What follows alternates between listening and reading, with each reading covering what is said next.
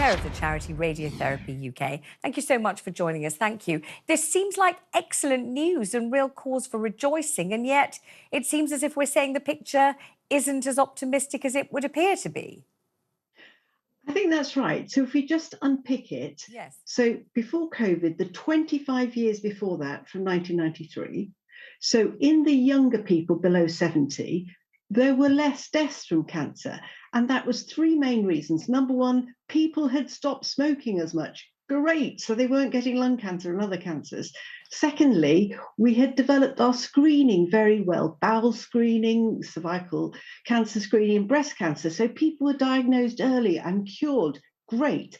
And also there were some improvements in hormone therapies and immunotherapy. So a combination of that in that younger age group, great. People were dying less. But the warning is there that unfortunately, that's not going to be happening over the next few years.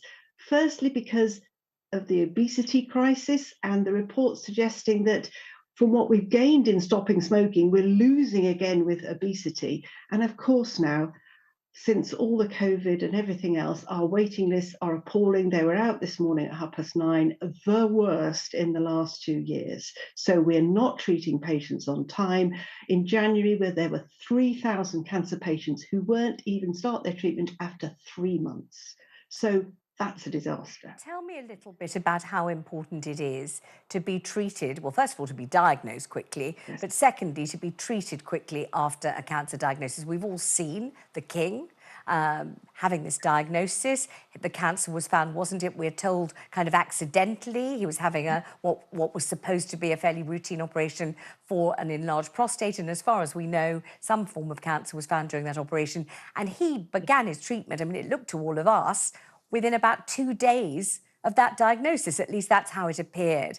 Tell me what happens to people who don't have that privilege. Yes. Well, some treatments are easier to get started. So, to be fair, that may have been the case there. But I think the problem is in COVID, although this has been happening way since sort of many years ago, it's we don't have enough capacity in the system. So, essentially, there aren't enough people to treat the number of patients coming through. So, then you get this backlog in all the areas here. And the concern is that we don't have enough staff and equipment to treat people now, and yet cancer is increasing 2% a year. So CRUK think by 2040, not that far ahead, there's going to be 30% more cancers. If we can't cope now, what on earth are we going to do? And it's quite clear, although the government have increased diagnostic capacity, the NHS has not moved on treatment capacity. It's no good being diagnosed if you're just going to sit on a treatment waiting list. And in fact, that is torture for patients. And so, you know, you're talking about it on my programme, people are reading about it and hearing about it, but it's a very frightening and helpless feeling and situation, isn't it? When you're being told, oh my goodness, you know, actually your prospects of survival, your prospects of many happy more years of life with your friends and family might be curtailed by this horrible logjam in the waiting list, but don't think there's anything much anyone can do about it. That's pretty awful, isn't it? I think it's desperate, and it doesn't have to be this way. We know that for every 4 weeks delay, there can be an up to increased death rate of 10%. So these patients are at risk. We did a study recently, and over the last 3 years, it's nearly 250,000 patients have not had their treatment at time. So they are at risk.